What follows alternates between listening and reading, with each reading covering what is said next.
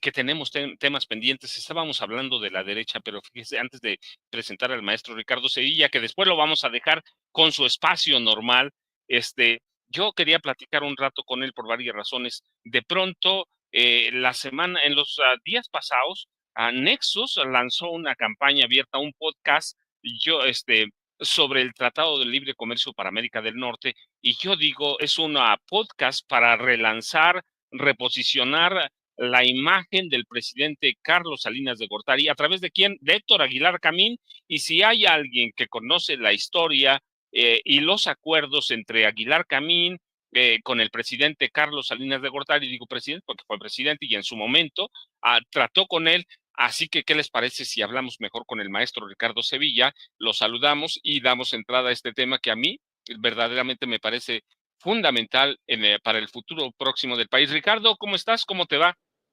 Estoy muy bien, mi querido Paco Cruz, con el gusto enorme de saludarte a ti, a la audiencia de Sin Censura. Y bueno, sí, efectivamente tenemos este tema y muchos otros pendientes en agenda. Y dices muy bien, Héctor Aguilar Camín, el canchanchan prácticamente de Carlos Salinas de Gortari, ese personaje que prácticamente lo vio nacer.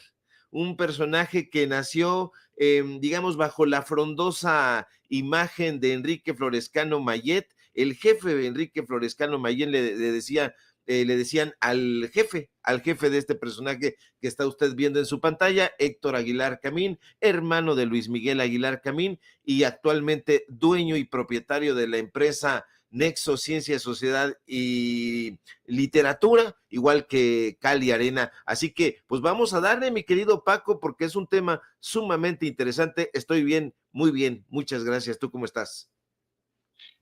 Maestro Ricardo Sevilla, muy bien, muchas gracias, de veras, siempre es placentero, pero además te quería hacer justamente esa pregunta. Yo le decía así, ¿por qué no le robamos a 20 minutos, 15 de su espacio? No es una casualidad, no es una casualidad que esta campaña de relanzamiento de la figura de Carlos Salinas de Gortari a través de un podcast de Nexos sea eso, a través de ellos. ¿Por qué? Porque ya lo dices tú, hay una relación viejísima, ¿cómo se da esa relación? Y sí, yo lo veo, a lo mejor estoy mal, pero yo veo este podcast o el lanzamiento de este podcast como reposicionamiento de la imagen de uno de los personajes más denostados en México, de los que más daño le hizo, y la cuestión es hasta dónde van a aguantar, cuánto pueden y cuánto se puede reposicionar la imagen de un hombre que tanto daño le hizo a México, a Maestro Sevilla. Así es, sí, efectivamente no hay casualidad entre estos personajes. Mira, mi querido Paco, darle un poco de contexto a la audiencia de Sin Censura, porque en la derecha mexicana siempre han tenido intelectuales que se le ha llamado intelectuales orgánicos. Y aquí en México, durante sexenios, los distintos mandatarios priistas, panistas en su momento, desde luego, los tenían y le ordenaban a estos intelectuales orgánicos que salieran a defender sus causas desde luego, pues de las más deleznables hasta las más espantosas. Y esos intelectuales, como prácticamente no tenían quien se les opusiera, se daban el lujo de debatir y era un debate amañado. Debatían amablemente Enrique Krause, Héctor Aguilar Camín, que estudiaron, que vivieron incluso en un tiempo juntos. Eso no es una mentira, es realidad. Estos personajes se estudiaron juntos ahí. Aguilar Camín sí formalmente en el Colegio de México y Enrique Krause simple y sencillamente hay una especie de curso que hizo en historia y que hoy se da como una especie de doctor en historia. Pero bueno, más allá de todo eso, la realidad es que estos personajes armaban controversias ficticias y en esas controversias ficticias salían a relucir las deudas intelectuales y económicas que tenían. Y una de esas deudas intelectuales que tenían y que han tenido siempre ha sido precisamente con este personaje, con Carlos Salinas de Gortari, que pues capitaneó una especie de movimiento narrativo donde impulsaran al PRI, particularmente Héctor Aguilar Camín desde las páginas de la revista Nexos y a través de diferentes de diferentes libros que se publicaron justamente en Cali Arena, pues bueno, hacían esta defensa de las políticas de gobierno de Carlos Salinas de Gortari. Pues estos participantes se presentaban como los grandes intelectuales de México, pero simple y sencillamente eran hipócritas, lo hemos dicho una y otra vez, que adornaban sus palabras, palabras domingueras de fin de semana, pero se ponían de acuerdo, pactaban qué temas iban a discutir, eran especialistas en el engaño. Hay que recordar que estos personajes generalmente pues estudiaban en el extranjero o aquí cuando les tocaba en México, pues en las llamadas mejores universidades de este país. Sin embargo, su recurso era siempre el engaño. Manipulaban los datos, descontextualizaban, con el fin, Paco, de manipular la percepción del público. Y hay que decirlo, en su momento lo consiguieron. ¿Por qué?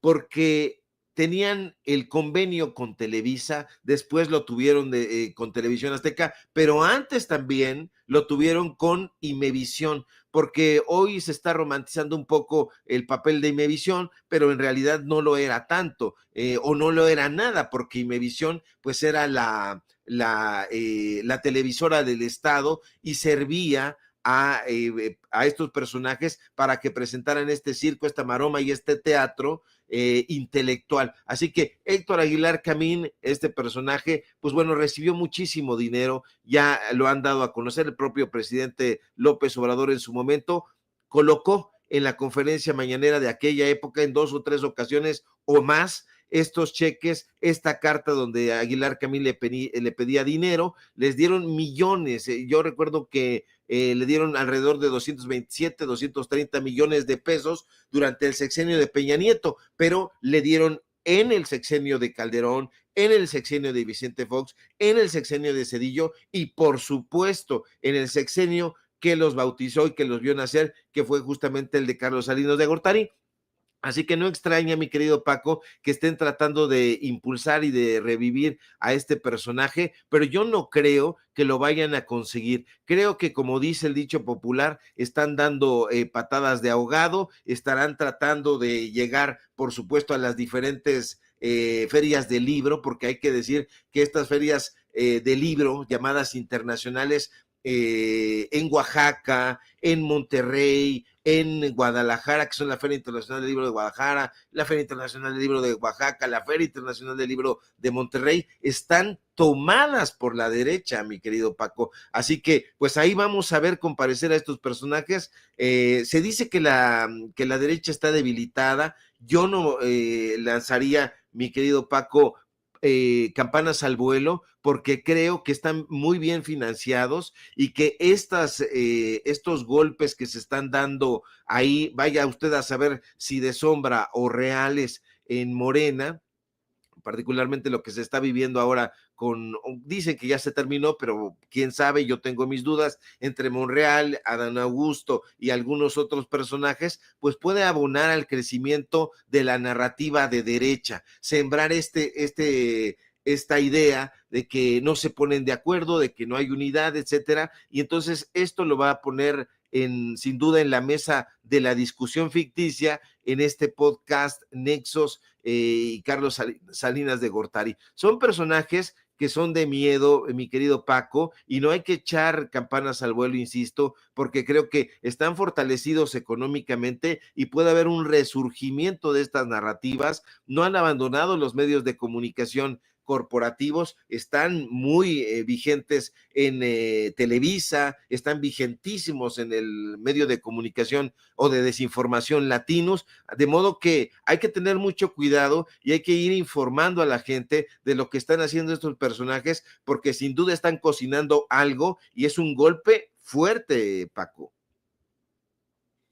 Fíjense, lo que dice el maestro Ricardo Sevilla es bien cierto. Por ejemplo, uno romantiza por ejemplo, a Imevisión, y yo recuerdo mucho, por ejemplo, cuando Joaquín López Dóriga llegó a Imevisión, él controlaba la barra noticiosa de Canal 13 y eliminó a toda la opinión pública que había decente en esa época, y su mano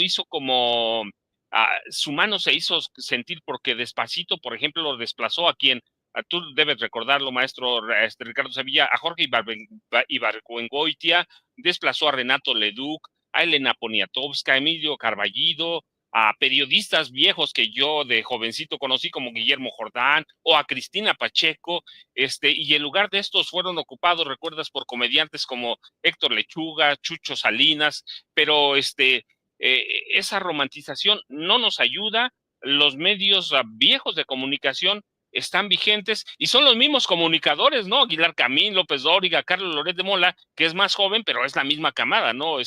Maestro Sevilla.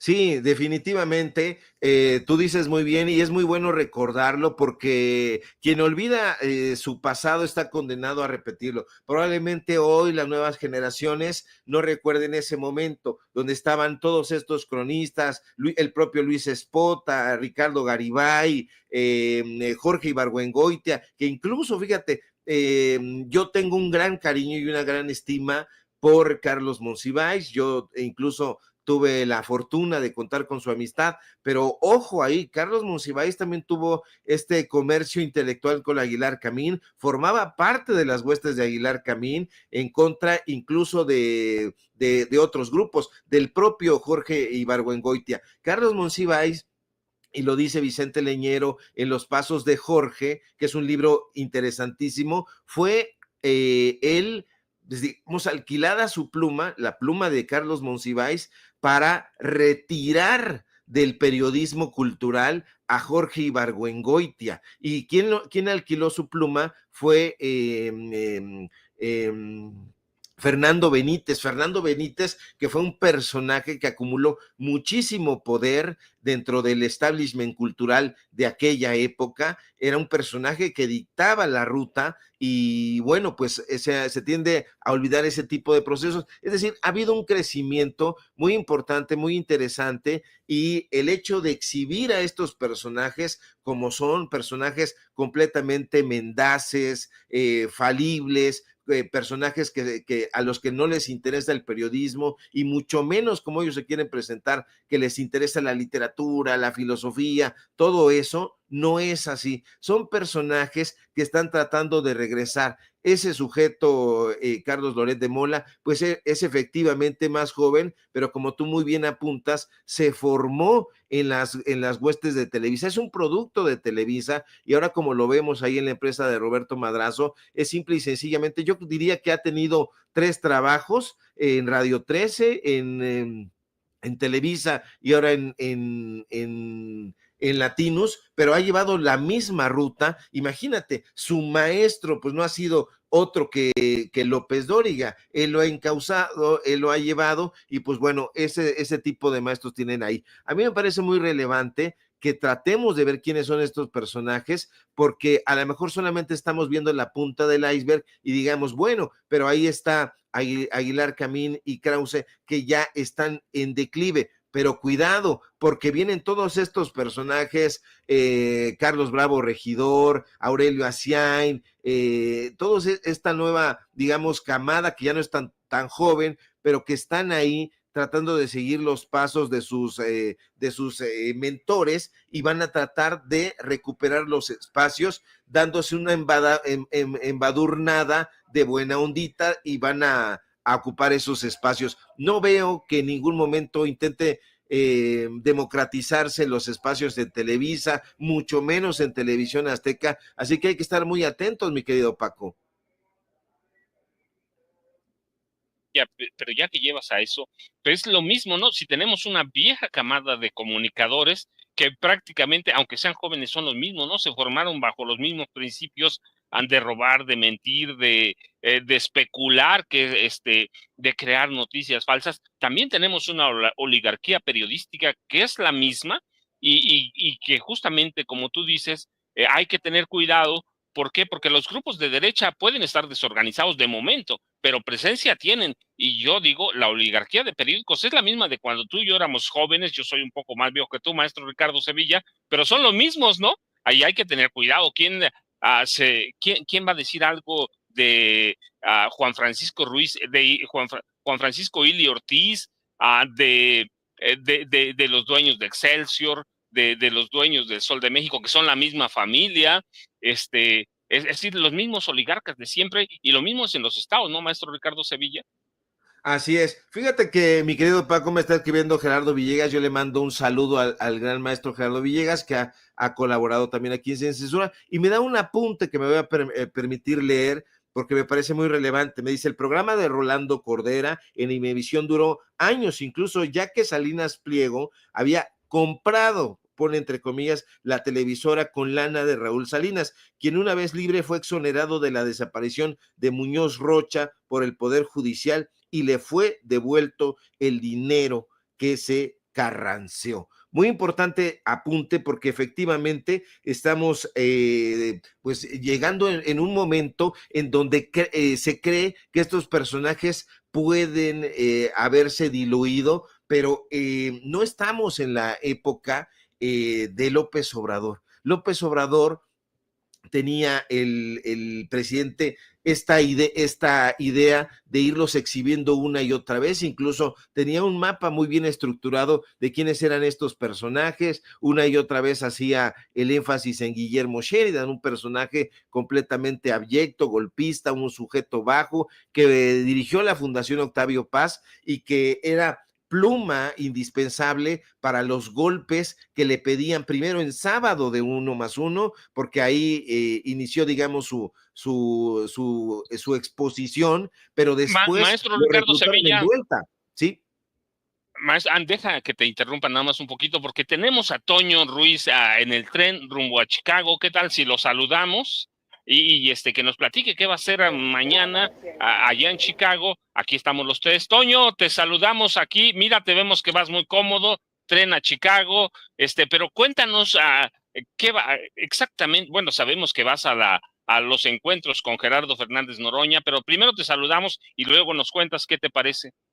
Queridos amigos, querido Paco, querido Ricardo, muchas gracias que me reciben en estos momentos, que me permiten interrumpir la señal. Efectivamente, es un tren que salió atrasado, como ustedes recordarán. Sí comenzamos la señal aquí en Sin Censura. Desde muy temprano se suponía que este tren iba a salir a las 7 de la mañana y bueno, pues se atrasó por ahí en una parte de Kansas antes de llegar aquí a Kansas City. Y efectivamente vamos a una gira que estará sosteniendo el presidente de la mesa directiva del Senado, Gerardo Fernández Noroña, en Chicago. También estará en Texas, pero primero llegará a Chicago, Illinois. Ahí se estará reuniendo con líderes hispanos, con líderes mexicanos, con los paisanos. Él va a estar inaugurando, de hecho, un mural, me parece que allí en la Villita. Tendrá un encuentro esta noche en un restaurante nuevo, un restaurante que pues es también de origen mexicano. Y mañana se estará reuniendo con el alcalde de la ciudad, con Brian Johnson, en una reunión sin precedentes, puesto que Brian Johnson efectivamente es un progresista que por primera vez llega a la ciudad de Chicago, prácticamente no perteneciendo a alguno de los partidos. Se le relacionó con el Partido Demócrata, pero es muchísimo más progresista para decir que es demócrata. Pero bueno, efectivamente estas son ya las salidas de Kansas City. Estoy pues abordando el tren aquí con mucha gente y me da mucho gusto estar con ustedes, compañeros. Toño, pues no, nosotros te agradecemos porque tenemos ahí el pleito de Noroña con como mediador entre Adán Augusto y el presidente de la Cámara de la Cámara de Diputados, ¿sí? Entonces, ¿cuánto va a pesar verdaderamente la intervención de Noroña entre el Senado y la Cámara de Diputados, y hasta dónde puede derivar un pleito que de entre ellos que sería peligroso? Ricardo Monreal, Adán Augusto, eso sería un choque de trenes, ¿no? No, definitivamente, y quiero decirles que tuvimos una serie de entrevistas previas a la elección para quien fuera el defensor de la Cuarta Transformación, que luego se tradujo obviamente en la candidatura de Morena y sus aliados a la presidencia. En esas entrevistas, estos tres personajes, Gerardo Fernández Noroña, Adán Augusto López y también Ricardo Monreal, hablaron muy bien del uno del otro. Pero específicamente Noroña, bueno, pues hablaba de su cercanía con ambos personajes. Sin embargo, ahora teniéndolo a él como presidente de la mesa directiva del Senado, viendo la cercanía que tiene en estos momentos al trabajar, podemos entender que la mediación tal vez esté motivando hacia el lado de Adán Augusto López y pues igualmente al escucharlo decir que le parece pues una situación exacerbada este recorte en el presupuesto. Yo creo que efectivamente, bueno, pues habrá muchos cuestionamientos y quejas por parte de Ricardo Monreal. Sin embargo, bueno, tendrá tiempo para revisar pues cualquier tipo de problemáticas. Él podrá regresar a Zacatecas con su gente, podrá él reflexionarlo como lo sugirió la doctora Claudia Sheinbaum, presidenta de México. Creo que ahí podrá él revisar este tipo reflexionar cuál es su futuro dentro del partido. Fíjense compañeros, querido Paco, querido Ricardo, querido público consentidor, desde temprano estamos platicando con Miguel Martín y él preguntaba de forma muy correcta, él siempre es así, ¿no? ¿Qué demonios sigue siendo alguien como Ricardo Monreal en Morena? Una pregunta que muchos nos hemos hecho. Yo la respondo bajo la tónica de lo de lo muy diestro que es para la operatividad política, de lo muy necesario en cuanto a sus contactos con los otros partidos. Sin embargo, bueno, pues efectivamente, si preguntamos en las calles, si ustedes revisan nuestros chats, no solamente Noroña se estaría inclinando un poco más en la balanza en la mediación hacia Dan Augusto López, sino el público, la gente en lo general. No sé qué opinan ustedes. No, mira, yo creo que va a ser fundamental inclinarse hacia un lado. Ricardo Monreal Ávila tiene tablas y luego hay que recordar, la política en la política debe haber buenas personas, pero no necesariamente son buenas personas. ¿Por qué? Porque ¿cómo vas a lidiar con personajes discúlpame, como Alejandro Moreno Cárdenas, como Jorge Herrera, que son mafiosos? Entonces, en mi pueblo dicen que para que una cuña apriete tiene que ser del mismo palo. Yo recuerdo mucho una analogía que dicen que uno va a una pelea de gallos y vas al blanco al colorado y dicen el blanco es el bueno, pero gana el colorado. Pues sí, porque era un hijo de su tal por cual, ¿no? Así es la política, ¿cierto, maestro Sevilla? Sí, efectivamente, mira, yo tengo una posición muy fuerte, a lo mejor muy categórica. Yo creo que deberían de echar simple y sencillamente a Ricardo Monreal, pero así no funciona.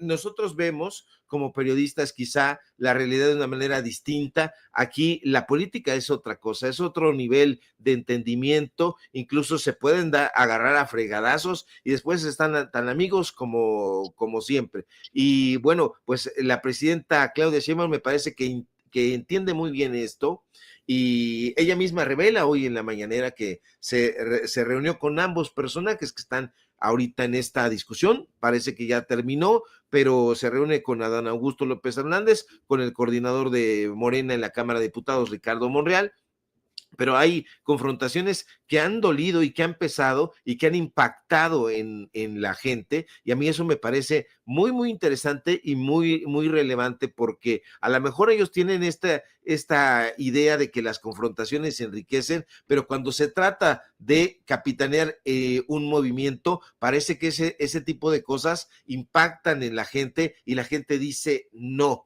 Nosotros estamos por la unidad y estos personajes deberían de estar en la unidad y deberían de dejar de pelearse ahí en las cámaras. Es algo que ayer les dijo la presidenta, que se vayan mejor a sus territorios, porque hay mucha gente, Toño, Paco, que no conoce a estos personajes, que los vemos, sí, muy bien, muy interesante, estos debates muy álgidos, muy apasionados ahí en las diferentes cámaras, pero ¿qué están haciendo ahí? Deberían de estar ahí en el territorio, teniendo este contacto con la gente, porque allá los están necesitando, y creo que este tipo de confrontaciones que parecen vendetas personales no abonan nada a la democratización del debate, porque, insisto, los argumentos no están cundiendo. Creo que en ese caso, pues bueno, lo que Adán Augusto está exponiendo que ha sido corrupción en el caso de Monreal, pues bueno, está haciendo señalamientos muy claros. Monreal los ha tratado de evadir, ha tratado de hacer manita de puerco y decir que en un momento dado, pues él hasta podría irse e inaugurar otra cosa. Pues si está en ese tipo de amagues, pues mejor que se vaya, Toño, Paco. Sí, mira, maestro Ricardo Sevilla, Toño, sí, hay en realidad lo que dice Adán Augusto es muy serio. Denunció prácticamente al cierre del periodo ordinario de sesiones dos tranzas, una por 60 millones de pesos a través de una empresa que se llama Full Service de México, y la otra, un mal manejo al Grupo Piazza por 90 millones de pesos. Es una tranza la que está denunciando abiertamente, y yo soy la idea que se debe tratar así, abierto, y que se exponga, ¿cierto, Toño? Sí, ahí son muchas las cosas que le señalan a Ricardo Monreal. Que también lo estábamos analizando desde temprano con Miguel Martín, querido Paco, querido Ricardo, querido público consentidor. La realidad es que efectivamente tiene una larga cola que le pisen. También podemos pensar en su relación con personajes dentro de otros partidos, la relación que sostuvo con la exalcaldesa Sandra Cuevas, quien hoy, bueno, pues está entregada absolutamente a la ultraderecha y dice tener una nueva firma en la que va a estar trabajando y que por la misma por la que agradece a Dios. Pero fíjense, creo que esto que menciona Ricardo también hay que considerarlo, como es que hay definitivamente una dureza por parte de la presidenta de México, y qué bueno, ¿no? Una mujer con mucha convicción que los puso en cintura. Ayer lo platicábamos en el chat que tenemos de Amigos de Sin Censura, lo mencionaba el periodista independiente Enrique Legorreta, cómo es que la verdad es que les llamaron a leerles la cartilla. Durante las horas de la madrugada se manejó que pues solamente se habían reunido con la secretaria de Gobernación, con Rosa Isela Rodríguez, y ya en la mañanera la doctora Claudia Sheinbaum dice, no, yo hablé con ellos y pues los metí en cintura. Aunque insisto, creo que a quien se le debe de meter siempre en cintura, y lo digo con mucho respeto porque sé que ve el programa, y tiene pues una gran también fuerza en la política, es a Ricardo Monreal. Él efectivamente ha tenido situaciones muy cuestionables al paso de su carrera y al paso de su pues gestión como en su momento el coordinador de los senadores de Morena en el sexenio pasado. También hay que recordar que llegó un punto en el que él amenazó a la militancia, amenazó al partido de que si no se hacían las cosas como él quería, él se iba a salir y se iba a llevar a toda su gente. Yo en ese momento me pregunté, bueno, pues ¿qué gente se iba a llevar? Porque si les soy perfectamente honesto, compañeros, cada vez que tenemos una corresponsabilidad como esta y se nos acerca alguna persona que tiene algo que ver, vamos, que ve el programa, algún miembro del con nosotros, siempre nos menciona el papel de Ricardo Monreal, nos pregunta, ¿qué está haciendo Ricardo Monreal en Morena? Yo insisto, creo que su operatividad, su cercanía con otras esferas del poder es importante, pero pues ¿a qué costo político? Es importante lo que ha venido realizando en estos momentos al frente de la bancada de Morena en la Cámara de Diputados. Tal vez sí, se han conseguido muchas reformas, hay que ser muy, muy honestos. Pero bueno, este diferendo a lo mejor pudo haberse tratado a puerta cerrada, como lo harían los priistas. No fue así, y bueno, pues le dio carnita a la oposición, compañeros. Pues yo creo que efectivamente sí se han conseguido varias reformas, pero adjudicárselas a plenitud a Ricardo Monreal me parece que no es el caso. A mí me parece que ha quitado más de lo que ha aportado, sobre todo en esto que tú muy bien apuntas. Se encuentran con la gente y la gente dice, ¿qué hace este personaje? Y aquí dentro del movimiento, de lo que se ha denominado el segundo piso de la transformación, ya estuvo ahí, desayunaba habitualmente con el presidente López Obrador. El presidente López Obrador sin duda se dio cuenta de que era un personaje, pero nada fiable, y terminó con esos desayunos y no lo volvió prácticamente a recibir, salvo creo que una vez por ahí. Pero Ricardo Monreal, junto con otros senadores y otros legisladores, no están ahí para llevar a cabo espectáculos circenses ni espectáculos mediáticos, y eso es justamente lo que están haciendo. Y están ahí para legislar, para defender los derechos sociales de la población y no para otra cosa. Me parece que no lo están entendiendo, y si amenaza, si amaga, si hace manita de puerco y dice yo me voy con mi gente, pues perdón, que se vaya, porque en realidad yo no creo que tenga ese músculo en la sociedad. Creo que a lo mejor, como tú muy bien apuntas, Toño, tendrá estas relaciones con ciertos personajes en distintos poderes, pero la presidenta Claudia Sheinbaum ha dicho que no se pierda de vista en ningún momento que quien los puso ahí fue el pueblo de México, el grueso de la población. Y entonces, ¿qué tienen que hacer? Pues legislar, pero sobre todo escuchar, recoger las necesidades de la ciudadanía para llevarlas ahí al ámbito legislativo, no defenderse. Imagínate la defensa que es un personaje cuando alguien de su propio partido político lo está acusando pues de hacer tranzas. A mí me parece que no está aportando ya nada. Si lo aportó en algún momento, pues yo creo que ya es tiempo de que se vaya. A lo mejor, pues bueno, me van a decir poco ortodoxo, pero yo no soy político, soy un periodista y un ciudadano, y desde mi punto de vista, este personaje ha dejado atrás los cuestionamientos para que ya sean señalamientos muy, muy serios. Trató de imponer a su hija Katy Monreal en donde pudo, lo intentó hacer en la Cuauhtémoc, y creo que justamente ese tratar de salirse con la suya colocó en manos de la oposición a esa alcaldía, la Cuauhtémoc, por segunda ocasión consecutiva. Yo les tengo una pregunta para los dos, la misma porque de pronto para mí es una interrogante, ¿por qué parece que Morena o la cúpula de Morena se niega a entrar a un proceso de autorreflexión, de autocrítica, si de pronto como que estamos todos alejados de ellos y la autocrítica parece que es como una vacuna, están vacunados contra la autocrítica, Toño, maestro Sevilla?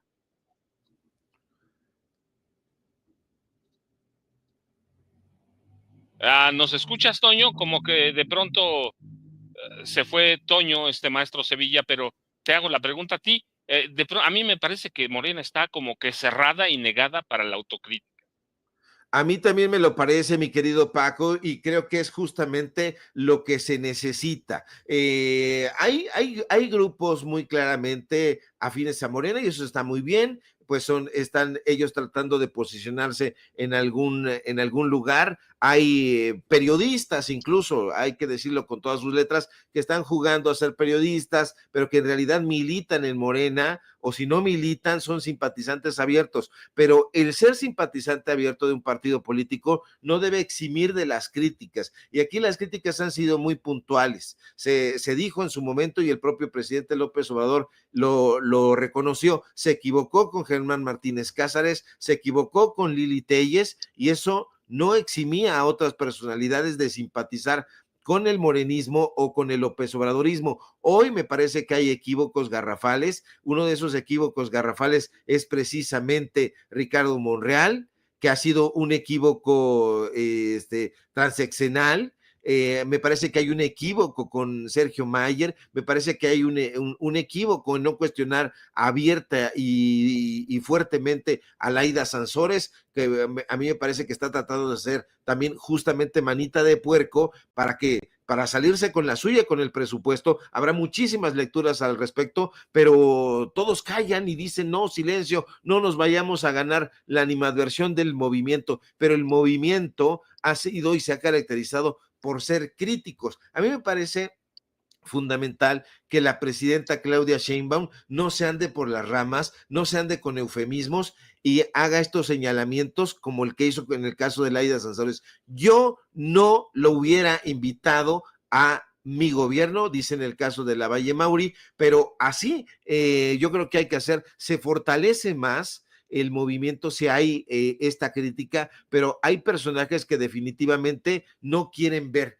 pero no lo quieren ver de manera hipócrita, mi querido Paco, porque están tratando de allanarse el camino. Yo lo he visto con muchos colegas que yo creí que eran colegas, pero que resulta que a la vuelta de los días se han convertido en candidatos a presidentes municipales, se han convertido en regidores, regidoras, etcétera, y entonces eso les imposibilita hacer críticas porque hay en la torre, no vaya yo a quedar mal con la cúpula de Morena y entonces no me vayan a dar un huesito por ahí. Creo que necesitan recoger el sentimiento de la sociedad, el sentimiento del grueso de la población para decir, cuidado, ese tipo de perfiles no van a fortalecer al movimiento, lo van a ir desacreditando y eso podría abonar a la causa de la derecha y bueno, pues eso creo yo, y lo decía el día de ayer, no, pienso que no dejaría nada satisfecho al presidente López Obrador.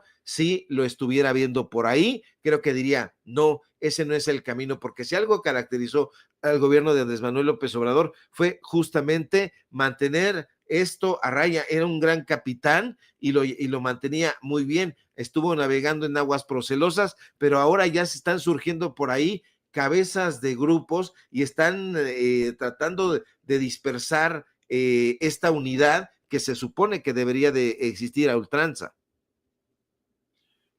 Maestro Sevilla, yo pedía 20 minutos, me diste mucho más, yo te agradezco infinitamente, le estamos robando espacio al maestro Sevilla, pero yo te lo agradezco, sé que te vas a quedar media hora y después viene Jaime Hernández, pero te agradezco muchísimo porque le diste una claridad a esta plática sobre las derechas, sobre la negación de Morena a entrar a un proceso de autocrítica, sobre el negocio que están haciendo con la política o que se puede hacer con la política.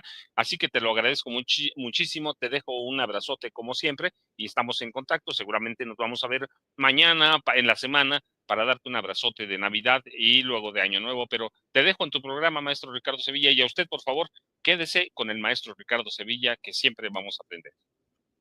Al contrario, mi querido Paco, te agradezco mucho a ti como siempre la deferencia y bueno, pues